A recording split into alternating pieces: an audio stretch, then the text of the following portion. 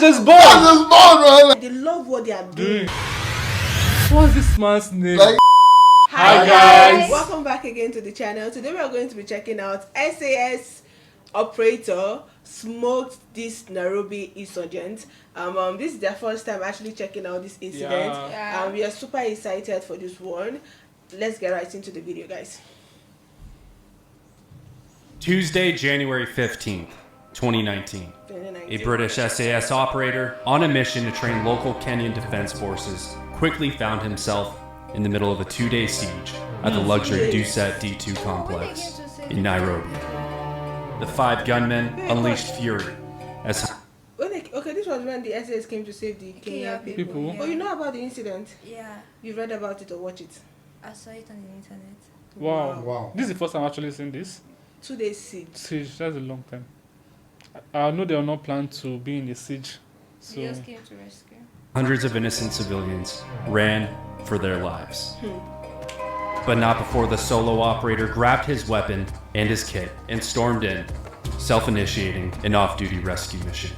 And after a 19-hour game of cat and mouse, the lone operator saved hundreds of lives and Wow. took the lives of the enemy. just one man. Did you see the way he went back? It's just one man. Wait, did you see the way after he just stood? I felt like I was watching an action movie. Sorry. Oh my God. That's a reaction. Let me take it Like back. literally, Yeah, just Wait. Look at Cat and he mouse. brought them out. The lone operator saved hundreds of lives Just watch it, and just took watch the it. lives of the enemy. And then That's just born. That's just born, man. Like, What's this man's name? Like, this is just born. look at this other military. They're not even. They're not there. outside. They were literally there. They bring the people. this is why Why know is man- training and I feel like the SAS soldiers, they are there. They're not and humans. I'm telling you, but they have beast this. mode. They love what they are doing. Yeah. They love to be in that position. This they are. is the They, love they to when you put see a them human life operate, above Yeah. every other Yeah, thing. so when you see them operate, you know these people are operating from a place of I love this job, I want to save life. Because this guy literally just brought those people out and it's it's going back. right into and the if you fire. can look at this clip, you can see some other Personnel's there. personnel outside. They're not willing to get inside Inside. there. Follow him. In 2019 alone, there were over 6 terrorist attacks in Kenya. And over the last several decades, terrorism in Kenya has run rampant throughout, from the 1975 Nairobi bombing to the 2013 Westgate Mall incident. And since its creation in 1895, East Africa has been at the nexus of several political disputes that revolve around the political conflicts of the Middle East, as Kenya has remained an ally of Western governments and is host to several sensitive Western interests, including US and British military bases. And with poverty, weak borders, corrupt or incompetent police, and the rapid rise of extremist groups, Kenya and other African nations have quickly become... Police The corrupt police. I think that is the trend in Africa. Police is meant to protect. protect the citizen, but when they are corrupt, their aim is gone. They're there to destroy citizens. Yeah. They become the biggest gang operators. Actually, they're not the reverse of what they're created to be. And so far, that's been the biggest trend in Africa right now. Yeah. Everybody's crying out for the same thing. And And they become the legal terrorists of the people. yeah, and nobody's even saying anything. That's been hotbeds and easy targets for global terrorists. And the Kenyan army has yet to contain the influx of terrorism moving in from Somalia. And sadly, Why too Somalia? many Kenyan soldiers have died trying. Oh, I'm Somalian.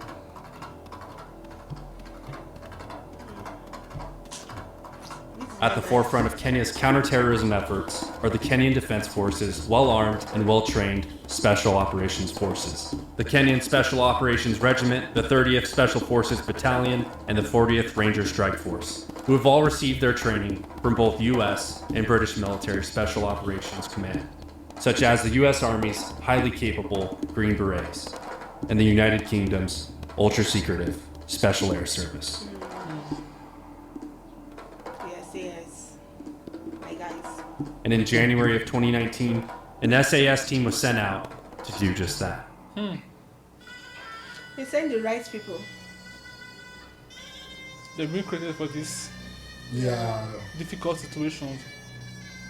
They eat it for breakfast. Lunch and dinner.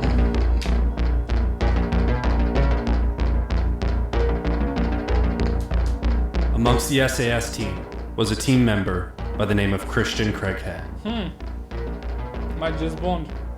A seasoned operator who first joined the British Army at 16 years old in 1992. Wow. He began his career as a junior paratrooper before coming of age and moving onward to the paratrooper regiment, which for comparison to the United States, a British paratrooper is the same thing as an Army Ranger. After serving 3 years as a paratrooper, Craighead then joined the Pathfinders, which again for US comparison, it's like MARSOC. He deployed with the Pathfinders to Iraq during the 2003 invasion of Iraq, where he led reconnaissance missions.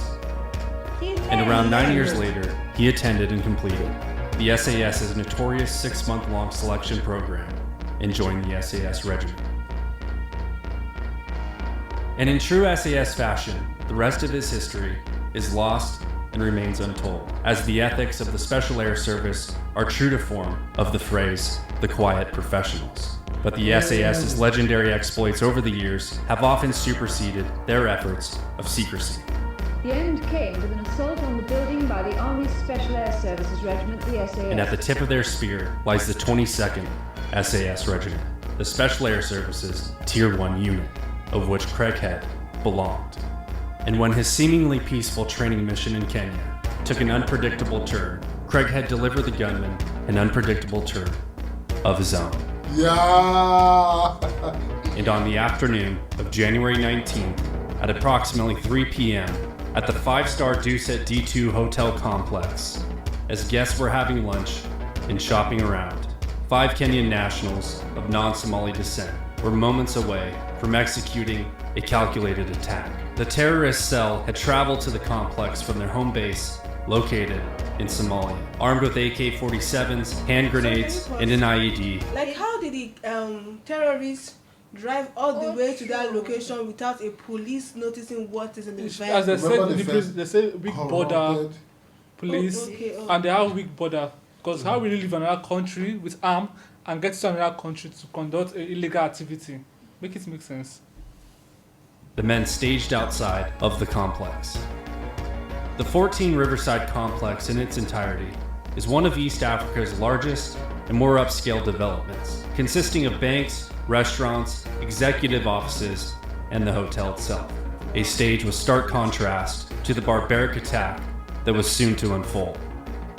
At approximately 3:30 p.m., one of the insurgents breaks off on his own and enters the complex, where he locates and fronts the outdoor patio of the lively lunchtime rush of the Secret Garden restaurant, shouting aloud in Swahili before committing to the first phase of the attack and blowing himself up. Ooh. Suicide bomber. Wow. He blew himself up.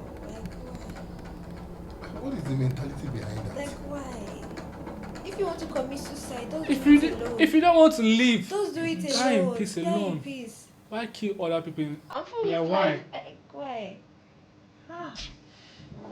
Terrible.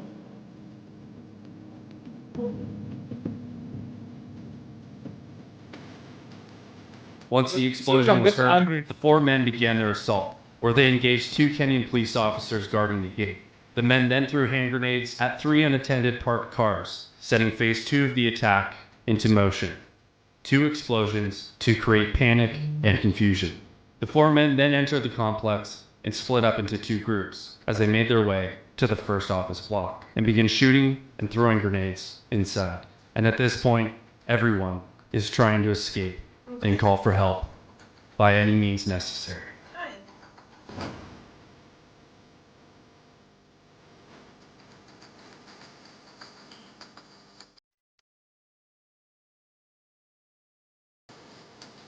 It's terrible in people's mind. It's here. Oh my God! Look at Oh. this lady. This person is there. Hi, that's breaking. Members of private security forces and armed individuals, along with some off-duty police officers, were some of the first to respond. At which time, an unknown person present at the complex picked up his phone and called his friend, Christian Craighead. He answered the phone and could hear the sound of gunfire coming from the background. The man requested for Craighead's assistance at the complex. He grabbed his gear and jumped in his truck, dodging in and out of traffic and arriving on scene only moments later. He had little to no intel on what was specifically taking place, but the sound of automatic gunfire was evident. Wearing a balaclava, body armor, and freaking Armani jeans. This dude's 007. And he's also got a black rifle 007. coffee block your patch. Craighead armed himself with a Glock 17, a combat knife, and a suppressed Mako C8 carbine rifle. And without orders, relying only on his elite training and battle-proven instincts, the SAS operator went rogue and mobilized himself. And just like that, Obi-Wan Nairobi was born.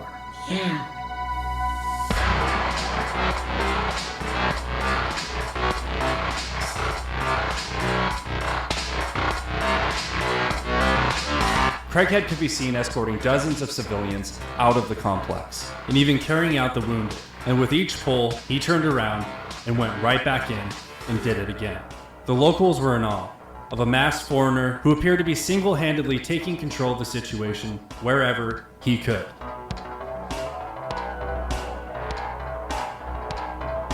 It wasn't long until reinforcements showed up. As police and other Kenyan forces responded to the scene, Kenyan soldiers and police established a perimeter around the complex. Craighead embedded with a group of the soldiers and moved through the complex to continue rescuing employees and guests who were still pinned down within. And footage from the event even shows him leaving those forces behind and taking matters into his own hands to directly engage the enemy. And while clearing buildings and sweeping the courtyards, Craighead located the terrorists and swiftly engaged the enemy, single-handedly killing 2 of them. Wow. The man plays the That's fool, my man. fool persuade. Wow.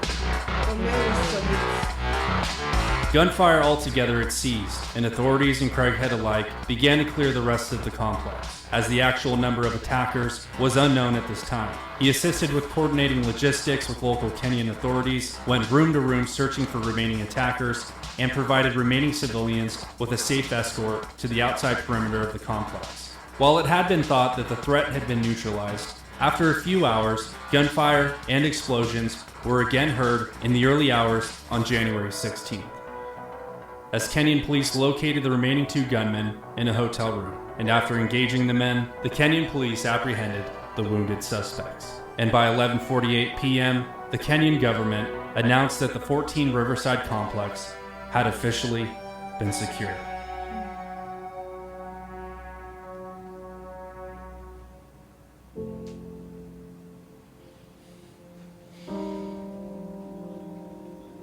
Hope anybody not lose their life to People this don't, one. I think people will.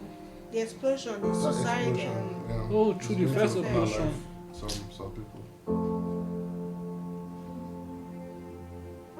20 Kenyan citizens, 20. an American, and a British South African man died during the attack. The terror group Al-Shabaab issued a statement claiming the attack was coordinated with the assistance of Al-Qaeda as retaliation for the relocation of the U.S. Embassy in Israel. Christian Craighead was awarded a conspicuous... US, the relocation of US embassy in Israel, how does it affect the Okay. Kenyans, like, Does make that make sense? it make sense, like, Jesus Christ. Gallantry Cross for ending the 19-hour siege, which is the second highest honor in the United Kingdom. His heroic actions saved hundreds of lives, and he retired from the SAS in 2020. He wrote a book about the event titled One Man In that is currently pending approval from the Ministry of Defense. Actually, it just saved a bunch of people, just one man. Actually, Yeah. but Those 20 we the saw part in- I just can't get over because of them relocate the embassy in Israel, and that's the reason they attack Kenya. 2 different continents, like. The world is messed up. We live in a messed up society, like for real. And this man is just a hero. I can't even call him by his name anymore. I'll just call him a hero. Yeah. Because that's- One Nairobi. Yeah. Because what he did is so amazing. Because like everybody's there, but he just took matters into his own hand, and he was not even given approval to engage into battle. Yeah, But but out of his love for humanity, he just went into action and saved a bunch of people that he doesn't even know, and still went back into it to continue saving more people. It just reminds me of a firefighter, the way they like go into burning buildings without even knowing the Yes. person there. Yeah. they will bring one person out, they'll still Go run. back again. Running into the fire, you don't know if they're coming back alive, but they just have to. That's the logic he has running into this action. And True. what if the next bomb go off? Exactly. But it's not even thinking about that. It's just all concerned about saving the next person, saving a human life. And yeah, I hope it was like giving more accolade than this video, because what he did deserve more than this video actually. Yeah. What It- I can actually say is this, right?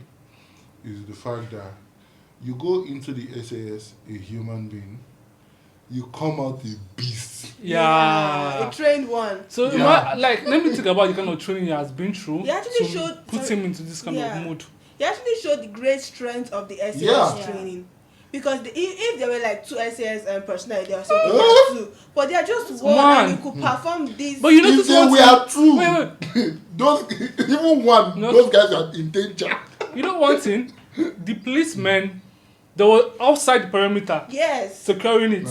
And if He was the one going into it. And if you notice, they say at some point that he left the forces outside Yeah. and he went because he knew these people are not ready to sacrifice. And you know whatever one it thing? is. This is not a person that is like, it was not called. There's no He just prep. had background sound. There's nobody giving you intel. Move this way. It's just one man Come to all think on of his it, no there was blueprint. intel, Yeah, no no blueprint. blueprint. just moving. I think one SAS is equal to 1,000 trained army Yes. reinforcements. Yes. Actually, Yeah. it just proved that. He just Before I'd be like, no, Abana is too much, but now it just proved that, because see every other people that were armed with the blueprint, literally outside security people that know the perimeter. in and out of the building. You understand? This man is a foreigner in this land. He knows not about the terrain. He don't know how they operate, but he just swoop into action and got the work done. Like, Oh no. nah, Kudos to deserve a the one lot. Nairobi for real. And I hope they approve his book, because I need Definitely, I want to. to I read need that. to know how is What where his his mental that state space. was at that moment. What drive him? What was his drive to like do that? Because that's not a normal human Approach, instinct. yeah. A normal human being instinct is to run away, Is to flee. save yourself. But this is something supernatural, guys. Please let me know what you think about this down in the comment section. This is really brave, and I love the fact that he showed the true strength of SAS training and even of himself too. And we'll see you guys on our next one. Bye, guys.